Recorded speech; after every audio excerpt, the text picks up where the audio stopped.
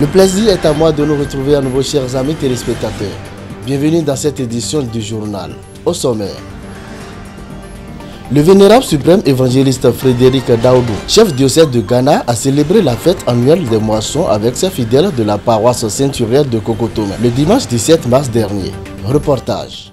La fête des moissons, édition 2024 de la paroisse Saint-Uriel de Kokotome-Songa, que dirige le vénérable suprême évangéliste Oli Frédéric Daoudou, en même temps chef suprême de l'église du christianisme céleste sur la terre ghanéenne, a été exceptionnelle. Plusieurs délégations étrangères ont marqué de leur présence effective à cette merveilleuse fête. Côte d'Ivoire, Gabon, Togo, Ghana, Nigeria pour ne pas citer que ceux-là, ainsi que notre pays le Bénin. Ce fut dans une liesse populaire.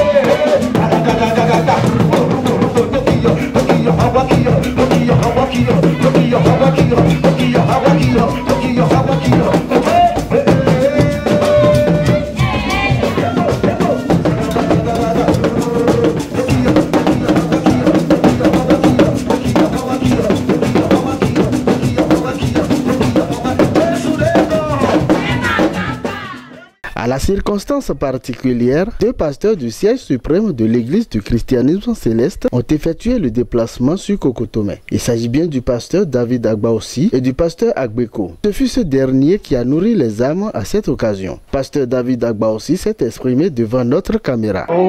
Saint-Uriel Kokotome na alenu ko doa ya gunwe o tonton ko ke papa o chofaze da ina mi rekodo yi. Bo wewe doa mi do mlo to kweji mi do ran wa no komito to ajeme na do henu na wa e ma na to asigba lo gbagba sigba ran dagbe e zombo mede pepe ke no te to alenu lo me na do basi no mo do mi ko dagbe ko e remi na do wa lo bo we dije Saint-Uriel ton dali to pe me to pe he wa yi le me ni mi do yo mi no be zumbro yi na mi so je fide bo to sigba o pe me mi do mi na no fi bo mi do je so ya shedeji ezuma mi beto afon bo na krita na ka je bo jai Daoudou no vi weyin konton weyin o vi weyin no konton weyin mi ba so ganjo edo mais des volets din donc il y avait non d'accord non pour mi ko tu egbe shiba ye ma do taragbe lo na Jesu ma kan do mo tu egbe o yin taragbe no mi na do pe na jo lo taragbe lo ni tin kaka do mi bi o to pe dom lo jikun donato ni jadu agun lo di Jesu ke tin do agun e to ni ku sina odugun lo na tin lo di agabo sen o si sen da gbeje gbonu na meti do fudo mele dim kan mo si sen lo bodu e dom lo Jéhovah des eaux dans digo ton ton do si ayin to ton eme na mele ke pe he do fudo ton bo wa fi eri mo nu kuna be ko jo me ko ko ogbe ko. Très ému, le chef diocèse Ghana, vénérable suprême évangéliste Oli Frédéric Daoudou, chargé spirituel de cette paroisse, exprime sa gratitude envers ses invités et particulièrement le Saint-Siège. It's God's will. It's not by our power and by our mind. By God's mercy. Only God that can do that. I give my regard to everyone for their support, and I pray for the divine grace, divine peace, divine elevation, the one that can change nobody to somebody. We change our life in Jesus' name. From zero to be hero, from a poor to be rich. In Jesus' name. Le chargé adjoint de cette paroisse, vénérable suprême évangélique Athéon Kossi Jérôme, nous parle de leur fête, puis prie pour le chargé, surtout pour son implication personnelle dans l'organisation de cette fête.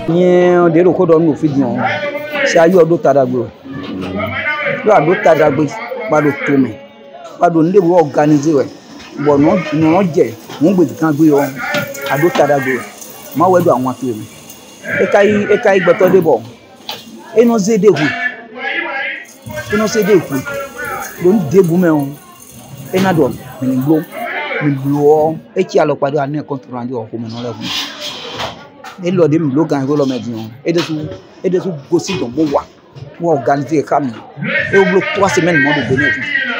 Bon ko wa idudu e gbeji. Chale wuli mi do agban ko to control chale wuli mo. Celui-là que Dieu a choisi pour conduire le comité d'organisation de cette exceptionnelle fête des moissons, assistant à l'Agba Tchemayon Alessandre, car c'est de lui qu'il s'agit, remercie l'Éternel Dieu Tout-Puissant pour son assistance. Il prie pour tous ceux-là qui ont participé activement à la réussite parfaite de la fête. Nous avons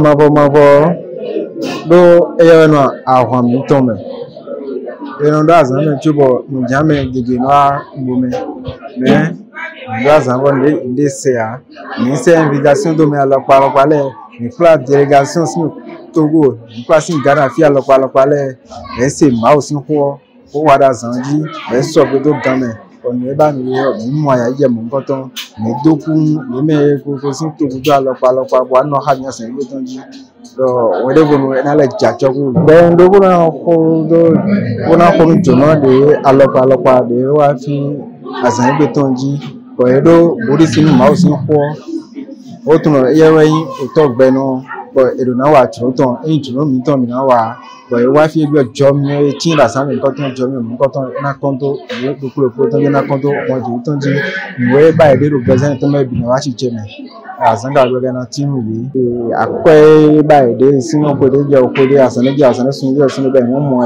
I come cotton Nawashi Chene as I'm getting to look at Jesus Christon. Agumitonjio, enye agunde kunwa abio mawu peroto na nawe chinwe de mi blogon evo fewu ganjito jono le wa ro mi gudore o fende ro fi o ide suna mo wu mo lo kwede o me o na bono ganji me bi na no ganji buna no gbe buna no me bi na no na me sien me lo kwede o me de wu gan mo mi na fo blo charge mi ton mi na ko de ni do mawu ni asanga gbega una na jidon lo agun mi wele suna no ko de nu mi go bi ko nu ba ona ba ye bo ko de o me o ena vivi ule e bonu ko e mi ma pe wo mo pe lo me ganji o ko de o me o na bi pare mi de le ganji bo bona blo boy na le vivi ule quoi.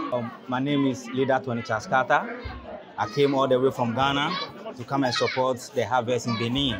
The shepherd in charge of this parish, Saint Uriel, is having a parish in Ghana, which is Cornerstone Parish in Accra, Ghana.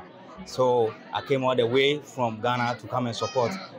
Actually, I'm the secretary in Ghana, Cornerstone Parish. So I'm really happy to be here, to travel all the way from Ghana to come and support in Benin. My final word to the people of Benin is that I want them to support our father in the Lord, Papa Senior Frederick Oyi Dawudu. He's a great man of God. He's a faculty man of God.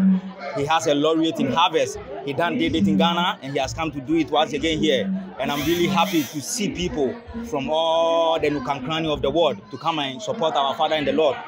This is indeed one of the greatest harvests in Benin. I'm so happy to travel, to come here, to come and support, because our father in the Lord is a Skunku man of God. Papa Senior is what we call him in Ghana. He's, you know, a prophet that don't joke with the word of God. He picked us from the streets, and now by God's grace, I'm a leader and also a secretary. So I'm so happy to be here. So I encourage each and every member to pray to God and to be a highly celestial. You know, so I want each and everyone to attend Celestial Church of Christ. It's a spiritual church, one of the best churches in the world. When you come into Celestial, your life is not going to be the same no more. Thank each and everyone for this harvest. God bless you all. Tout en appréciant la fête dans son ensemble, Papa Daoudou Frédéric prie pour toutes les délégations, sans oublier ses fidèles de Kokotome Sunga. Betole yenyo kome, bonyon dagbe, enya kawa dagbe, amo dagbe. Dagbe l'homme betole zi wanyi okunoton, lo jo wanyi we. Yelo wanyi okunoton adon ati do wanyi. Wanyi mewe, gigo ne tente. Ba fole pli do po to aiba Benin tonji. Kando Kokotome Sunga ton to akunrel tonji. Okuno we. Mi do peni. Beto wafi si aiba deji. Délégation Gabon ton, délégation Ghana ton, Togo ton, Nigeria ton, pour Bénin, si beto agungan le, président région le, sous-région le, pasteur de fonction le, yemi awe, yemi kono mo fide, ama mo do po, bon pasteur awe ka akple to fi, mi do ki gona jo to lon le me, ni we ou gamon to a goueme, on a goni vlada. Daho, pour mi dopena Celestial World TV. Jesu gigoka daho ena vihondo bezami tome. Ena wadagbe to bezami tome. Bon no dagbe na jakoko mi po. Do azo mi wa home mi ton. Uso jaya, home agunvele ton so hon, uso jaya ga mi dope. Jo mi odopo Jesu Christi ton dopo lo. De ina chofa. Boy gbe poro te kaje gbe ena kondo me poji. Mado gan non de wa gan non de wa Jesu ena fluso ko yepo bo ton son fiye ton dagbe no enani Jesu sinkom. Gloire soit rendue au Dieu de Papa Oshofa qui a missionné le vénérable suprême Oli Frédéric Daoudou, un homme intègre et très humble qui se laisse guider par l'Esprit Saint. Bonne fête à tous les fidèles de la paroisse Saint-Uriel de Kokotome Sunga. Rendez-vous pour l'édition 2025. Alléluia.